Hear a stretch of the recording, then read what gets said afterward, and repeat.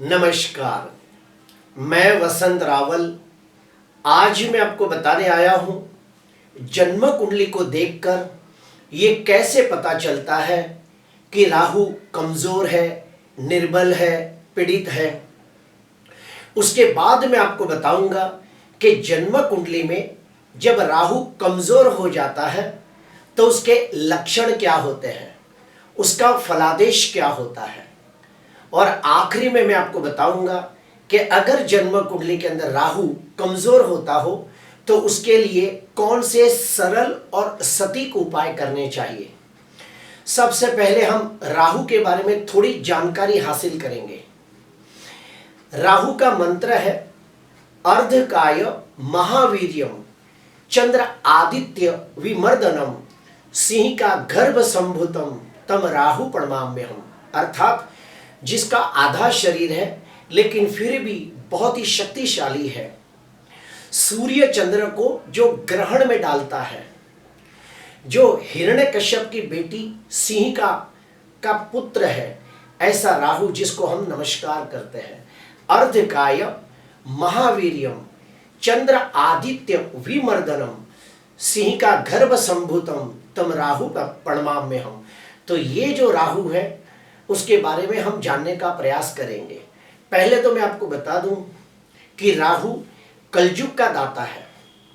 अगर कुंडली के अंदर राहु बलवान होता हो तो व्यक्ति को जन्म स्थान से दूर विदेश लेके जाता है, धनवान, यशवान, कीर्तिवान बनाता है। अगर राहु जन्म कुंडली में बलवान हो तो व्यक्ति रातों रात करोड़ोंपति, अरबोंपति बनने की ताकत रखता है। ज्यादातर जो फिल्म सिटी में जो लोग होते हैं उनको राहु काफी मदद करता है और व्यक्ति कुछ ही समय के अंदर पूरी दुनिया में नामना कमा लेता है, वो है राहु। लेकिन आज हम चर्चा करेंगे राहु कमजोर हो तो कैसे जाना जाता है और उसका फलादेश क्या होता है। तो आइए सबसे पहले बोर्ड पे जानते हैं। आपके सामने मैंने 3-4 अलग अलग कुंडलियां मैंने बनाई है और उसके अंदर आपको राहु कमजोर दिखने का प्रयास करता हूं कि राहु कमजोर कैसे देखा जाता है। जैसे कि आप देखिए, कन्या लग्न की कुंडली है और कन्या लग्न की कुंडली के अंदर 12वें स्थान के अंदर सिंह राशि का राहु है, तो हम कहेंगे कि राहु यहां कमजोर है। ठीक उसी प्रकार कन्या लग्न की कुंडली के अंदर अष्टम भाव के अंदर मेष का राहु सर्प दोष बनाता है। अगर ऐसा ही मेष का राहु पंचम भाव में बैठा हो या लग्न में बैठा हो, फिर से कहूंगा, अगर लग्न भाव के अंदर, पंचम भाव के अंदर और अष्टम भाव के अंदर अगर मेष का राहु हो तो सर्प दोष बनता है, तो भी राहु को कमजोर माना जाता है। ठीक उसी प्रकार यहां देखिए, वृश्चिक और धनु लग्न के अंदर, वृश्चिक लग्न की कुंडली के अंदर और धनु राशि के अंदर राहु यहां पे नीच का बताया गया है। लेकिन ज्यादातर विद्वानों का मानना है कि राहु धनु राशि में नीच का होता है, वृश्चिक में नहीं। लेकिन कुछ ऐसे भी लोग हैं, कुछ ऐसे भी वर्ग है जिनका मानना है कि वृश्चिक में राहु कमजोर होता है। तो वृश्चिक राशि और धनु राशि ये दोनों के अंदर राहु को नीच का माना गया है। ज्यादातर लोगों का अभिप्राय है कि राहु को धनु राशि में नीच का मानना चाहिए। तो ये भी एक बात हो गई। तीसरा, अगर जन्म कुंडली के अंदर राहु का प्रेडिक्शन करना हो तो हमें सबसे पहले ये देखना होता है कि राहु कौन सी राशि में बैठा है और उस राशि का स्वामी कैसे स्थिति में है, क्योंकि राहु को धुआं माना गया है। धुएं को आप जो भी शेप में डालोगे, आप मान लो पाइप में डाल दिया तो पाइप जैसा हो जाएगा, आपने चौरस बॉक्स में डाला तो बॉक्स जैसा हो जाएगा। तो जो राहु है ये धुआं है, वो जिस राशि में बैठेगा उस राशि के समान फल देगा। जो राशि में बैठा होगा उस राशि के स्वामी की स्थिति के अनुरूप फल देगा। और अगर एक स्टेप अंदर जाते हैं तो हमें राहु का प्रेडिक्शन करते समय यह भी देखना होता है कि राहु कौन से ग्रहों के साथ और कैसी स्थिति में है, वो अनुरूप फल देता है। कुछ एग्जाम्पल देता हूं कि जैसे इधर देखिए, सूर्य तुला राशि के अंदर नीच का हो रहा है और साथ में राहु है, तो यहाँ पे सूर्य ग्रहण योग नामक भयंकर अशुभ योग बनेगा। तो जब भी राहु की महादशा, अंतरदशा, प्रत्युंतर दशा आएगी तो बहुत खराब फल देगी। उस समय सूर्य ग्रहण योग एक्टिव हो जाएगा। ठीक उसी प्रकार यहाँ पे देखिए, शनि नीच का होकर बैठा है चौथे भाव में, उसके साथ राहु बैठा है। तो शनि राहु की युति श्रापित योग नामक अशुभ योग निर्माण करती है। तो जब भी राहु की महादशा, अंतरदशा, प्रत्युंतर दशा आएगी तभी ये श्रापित योग एक्टिव हो जाएगा, ये सर्प दोष एक्टिव हो जाएगा। ठीक उसी प्रकार और गहराई में बताने का प्रयास करूंगा। कुंभ लग्न की कुंडली है और यहाँ पे देखिए चंद्र नीच राशि में निर्बल होकर बैठा है और उसके साथ राहु भी बैठा है। अगर आप देखिए तो यहाँ पे चंद्र भी नीच का हो गया, राहु भी नीच का हो गया, तो यहाँ पे चंद्र ग्रहण योग बनता है। तो जब भी चंद्र और राहु ये दोनों ग्रहों की महादशा, अंतरदशा, प्रत्युंतर दशा आएगी तभी ये चंद्र ग्रहण एक्टिव हो जाएगा और बहुत खराब फल देगा। उसी प्रकार आप यहाँ पे देखिए कुंभ लग्न की कुंडली के अंदर शुक्र नीच का होकर अष्टम भाव में बैठा है, साथ में राहु भी है। तो यहाँ पे भी जब भी राहु की महादशा, अंतरदशा, प्रत्युंतर दशा आएगी तो लंपट योग नाम का अशुभ योग एक्टिव हो जाता है। तो हमें राहु का प्रेडिक्शन करते समय राहु कौन सी राशि में बैठा है, राशि का स्वामी शुभ स्थिति में है या अशुभ स्थिति में है, वो देखने के बाद फिर प्रेडिक्शन करना है। और जैसे कि मेरे कई पहले वीडियो के अंदर मैंने कहा है कि सूर्य राहु की युति सूर्य ग्रहण योग बनाती है, चंद्र राहु की युति चंद्र ग्रहण योग बनाती है, मंगल राहु की युति अंगारक योग बनाती है, गुरु राहु की युति गुरु चंडाल योग बनाती है, शुक्र राहु की युति लंपट योग बनाती है, शनि राहु की युति श्रापित योग बनाती है। और ये योग अगर बनते हो और उसमें भी ग्रह नीच राशि में निर्बल हो, शत्रु ग्रह के नक्षत्र में हो, 6वें, 8वें, 12वें भाव में हो, तो राहु कभी भी अच्छा फल न देगा। अभी हम लोग जानेंगे कि अगर राहु कमजोर हो तो उसका फलादेश कैसे किया जाए। तो उसके लिए हमें सबसे पहले राहु के कारक तत्व को जानना होगा। राहु कौन कौन सी चीजों का कारक तत्व रखता है। तो राहु विदेश यात्रा का कारक है, राहु दादा परदादा का कारक है, राहु अलगाववादी ग्रह है, राहु छल कपट धोखा विश्वासघात करने वाला है, राहु बुरी आदतें बुरी लतें नशे का कारक है, राहु भय का कारक है, भूत प्रेत पिशाच का जो भय होता है उसका कारक है, राहु राजनीति का भी कारक है, असाध्य रोग का भी कारक है, अनैतिक संबंध यानी एक्स्ट्रा मैरिटल अफेयर का भी कारक है, और हताशा निराशा डिप्रेशन का भी कारक राहु है। तो अभी इसका फलादेश कैसे करेंगे। तो हम सबसे पहले यहाँ पे देखते हैं विदेश यात्रा के बारे में। अगर किसी व्यक्ति की जन्म कुंडली के अंदर राहु 12वें स्थान के अंदर निर्बल होकर बैठा हो, या फिर राहु की 5वीं 7वीं या 9वीं वक्री दृष्टि 12वें स्थान पर पड़ती हो, या फिर 12वें स्थान का स्वामी राहु से पीड़ित होता हो और उसमें भी राहु कमजोर होता हो, तो ऐसे व्यक्ति को विदेश जाने में बहुत सारी अड़चनें, रुकावटें, दिक्कतें, तकलीफें आती है। ऐसे व्यक्ति आसानी से विदेश नहीं जा पाते और मान लो कुछ जुगाड़ करके अगर वो विदेश चले भी गए तो विदेश में जाके उनकी उन्नति, प्रगति, विकास नहीं होता, वो वहां से ठीक से स्थायी नहीं हो पाते और कुछ ना कुछ परेशानियों के वजह से आखिरकार उन्हें अपने देश वापस आना पड़ता है अगर राहु कमजोर हो तो। दूसरे नंबर पे आते हैं, राहु अपने दादा परदादा का कारक है। अगर जन्म कुंडली के अंदर राहु कमजोर होता हो, निर्बल होता हो, पीड़ित होता हो, तो ऐसे व्यक्ति को अपने दादा दादी का जो सुख प्राप्त होना चाहिए वो ठीक से प्राप्त नहीं होता। कुछ कारणों के वजह से वो अपने दादा दादी के साथ ज्यादा वक्त नहीं बिता पाते, उनसे दूर रहना पड़ता है, या फिर छोटी उम्र में ही उनके दादा दादी का सुख छीन जाता है। राहु अलगाववादी ग्रह है। अगर जन्म कुंडली के अंदर राहु कमजोर होता हो, निर्बल होता हो, पीड़ित होता हो, तो ऐसे व्यक्ति अपनी रूढ़ियों को नहीं मानते, अपनी परंपराओं को नहीं मानते। ऐसे व्यक्ति समाज के नीति नियमों का उल्लंघन करने वाले लोग होते हैं।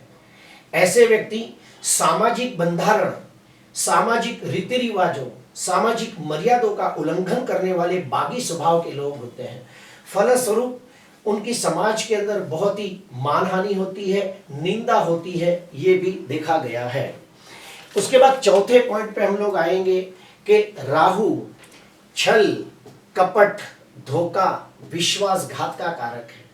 अगर जन्म कुंडली के अंदर राहु कमजोर होता हो, निर्बल होता हो, पीड़ित होता हो और मान लो उसके पर शनि या मंगल जैसे पाप ग्रहों की दृष्टि भी पड़ जाती हो, तो ऐसे व्यक्ति छल, कपट, धोखा, विश्वासघात, मक्कारी करने वाले लोग होते हैं।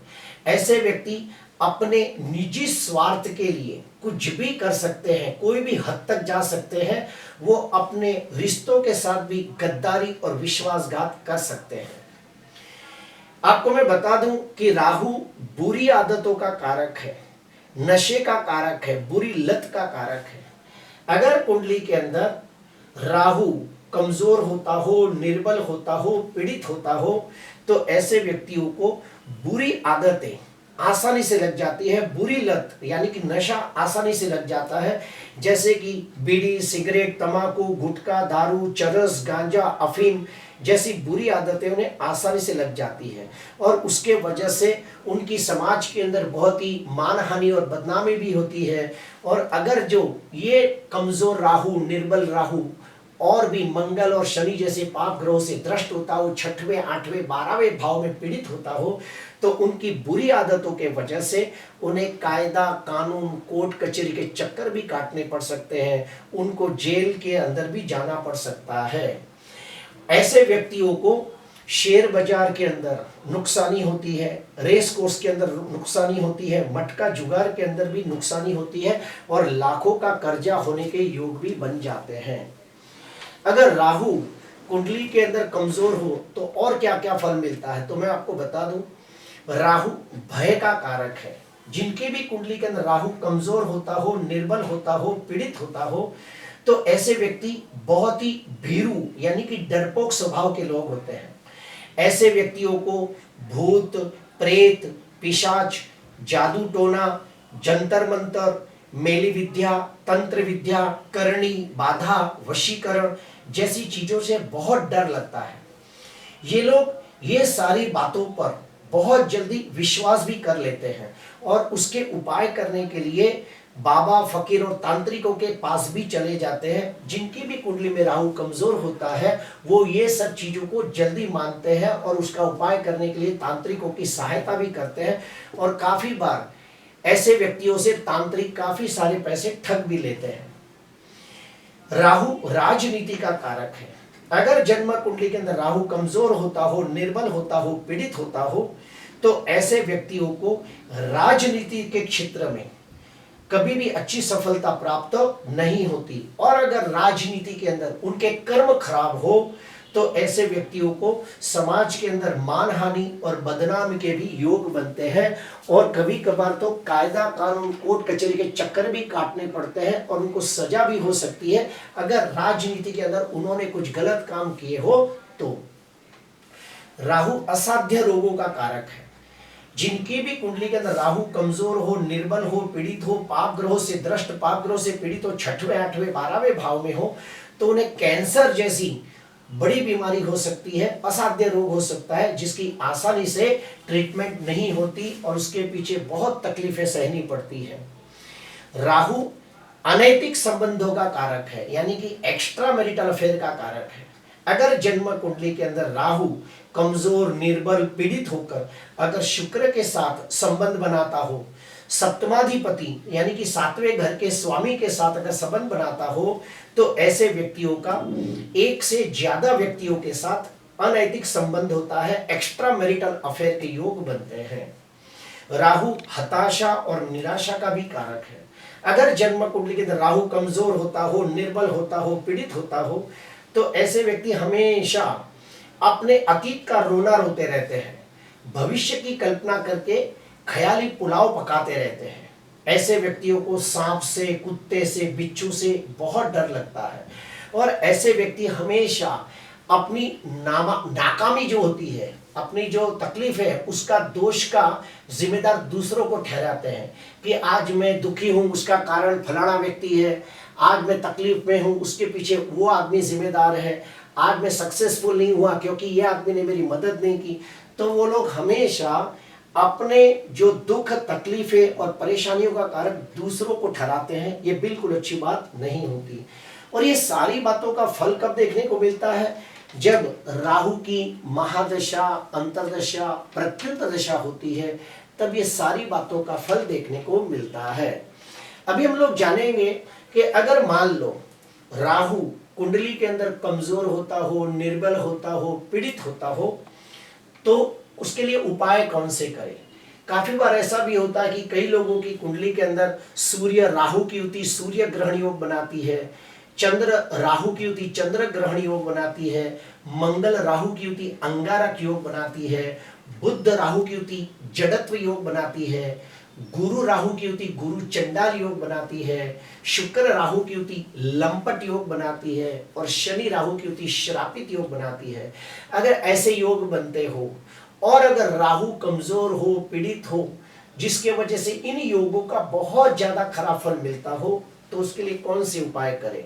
तो सबसे पहला उपाय, ओम भ्राम भ्रीम भ्रौम सह राहवे नमः, ओम भ्राम भ्रीम भ्रौम सह राहवे नमः, ये मंत्र का रोज 108 बार जाप करना चाहिए। दूसरा उपाय, अपने घर के अंदर पूर्व उत्तर दिशा के अंदर यानी कि ईशान्य कोण के अंदर, आप ईशान्य कोण के अंदर मोर पंख लगा सकते हो।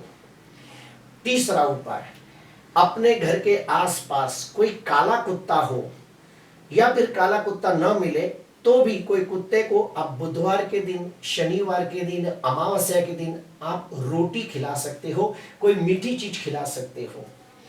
चौथा, अगर आप अपनी कुंडली किसी विद्वान ज्योतिषकार को दिखाते हो और अगर वो अच्छा नॉलेज वाला आदमी है और वो आपको सलाह देता है, तो आप राहु का रत्न गोमेद धारण कर सकते हो।